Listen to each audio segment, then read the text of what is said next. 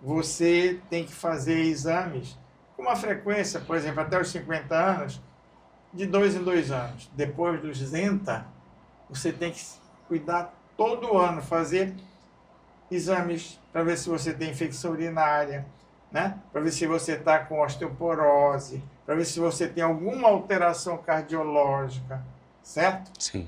Para ver se você está perdendo a memória. Então você tem que se cuidar. Está caindo o seu cabelo frequentemente numa certa fase da vida? O que está acontecendo? Por que está caindo isso? É uma alteração vascular na base do pelo. Não está chegando o sangue na pele que recobre a cabeça. Entendeu?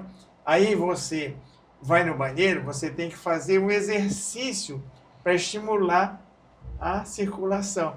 Com as unhas, tchan, tchan, tchan, tchan, tchan, tchan. Cuidado com sabão na cabeça. Por quê? Por quê, doutor? Ele vai tirar toda a proteção. Vai tirar a proteção. Principalmente aquela seborreia que tem própria, né? Das glândulas abaixo do centro da inserção dos cabelos. O senhor conseguia observar também no interior, nos centenários, esse convívio dos idosos com a família? Veja bem uma coisa. Há, nos centros maiores, um certo abandono do seu idoso. Né? Certo. O idoso, a família abandona, o idoso é agredido fisicamente, com palavras, né? Financeiramente, sexualmente.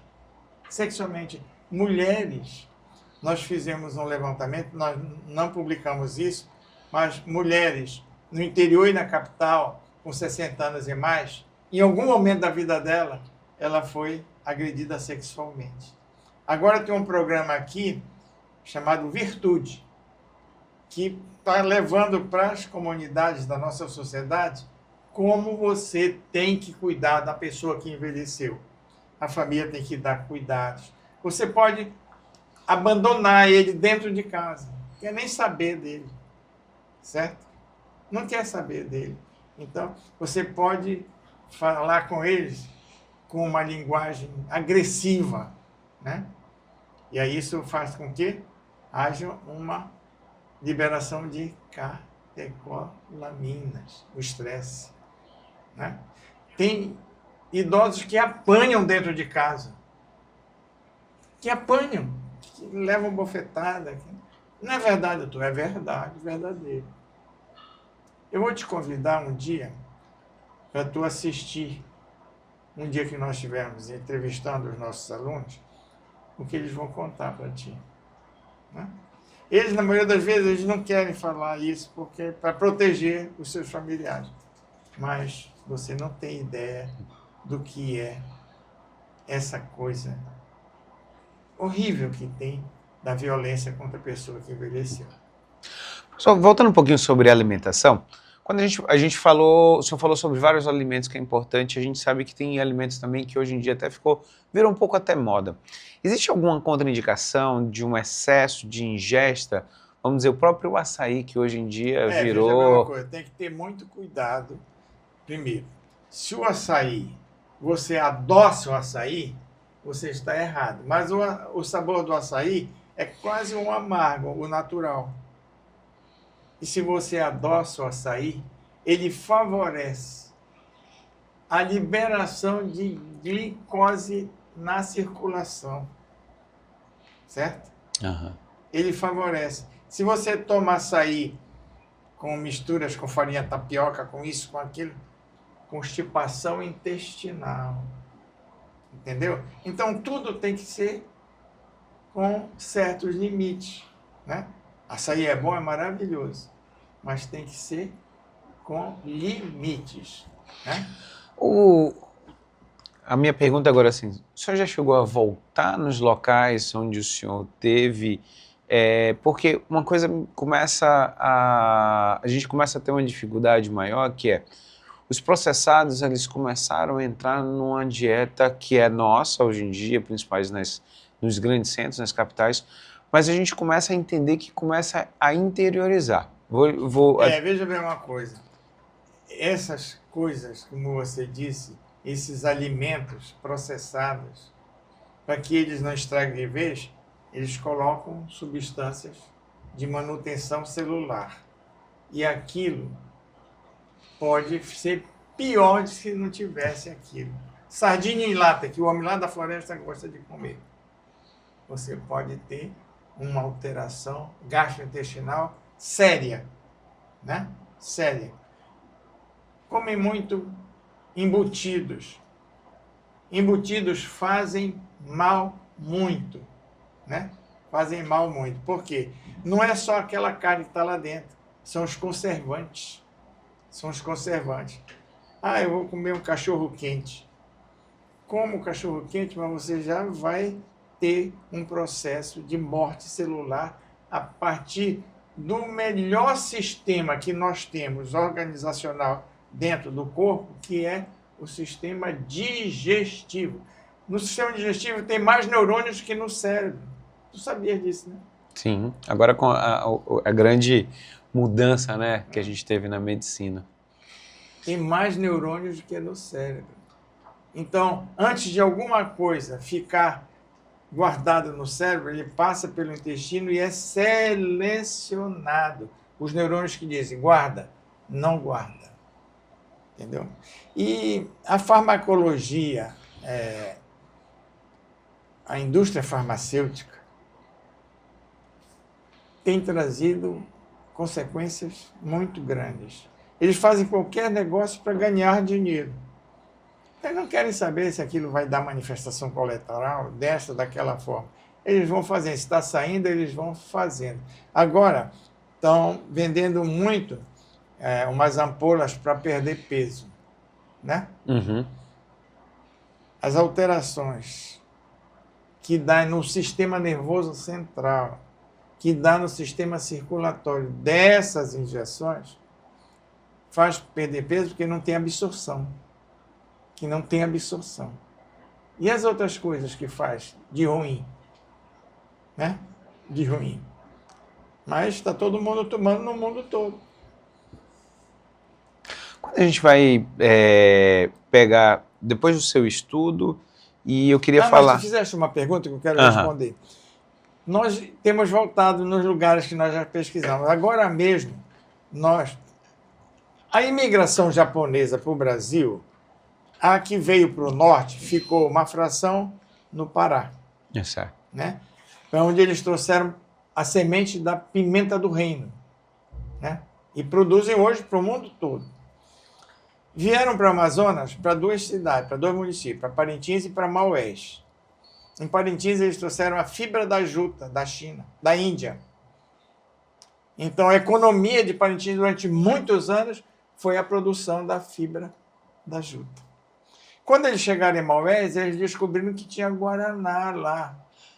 E eles, vamos plantar isso, porque isso pode ser no futuro uma coisa favorável. E foi.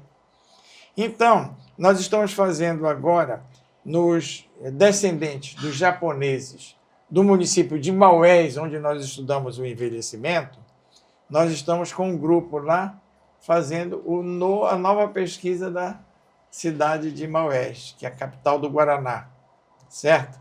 Com quem? Com os descendentes dos imigrantes japoneses. Nós já começamos. E nós temos um apoio muito grande da JICA, que é aquela empresa japonesa que que patrocina grandes pesquisas. Agora mesmo, uma das nossas pró-reitoras ganhou a bolsa para ficar 30 dias lá no Japão, né, que vai levar nossas pesquisas para lá, para ver se traz algum recurso para a gente continuar fazendo o que nós estamos fazendo. Então, é uma coisa muito interessante isso, viu? Os japoneses que migraram para o Brasil, a maioria ficou em São Paulo, né? E uma grande quantidade, uma pouca quantidade no Nordeste e uma grande quantidade na Amazônia, né? E eles trouxeram ensinamentos para nós, porque eles já tinham, culturalmente, uma situação mais adequada do que a nossa aqui.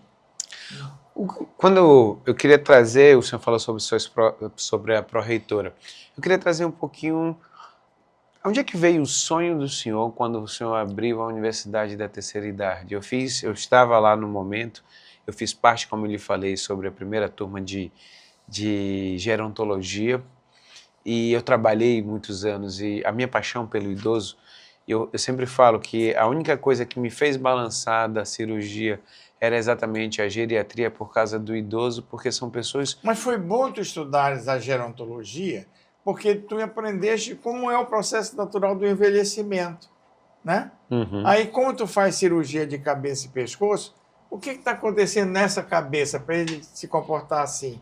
Aí tu já sabe o que aconteceu antes para que aquilo que tu possa consertar agora tenha sucesso. Não, e traz o senhor falando muito sobre a alimentação,